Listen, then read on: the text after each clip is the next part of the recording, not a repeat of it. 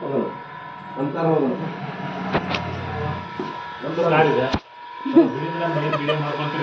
arrest ಮಾಡ್ತಾ ಇರೋದ್ರ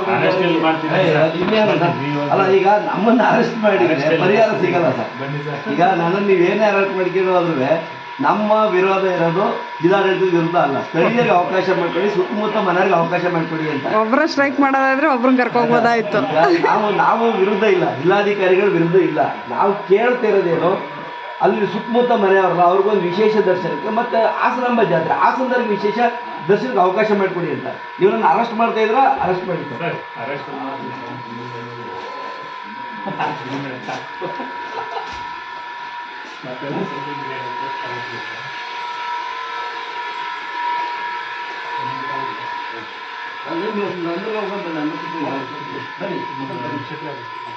ನಮ್ಮಿಂದ ಎಲ್ಲಿಗೆ ಸ್ಪಾಟ್ ಇಲ್ಲಿಗೆ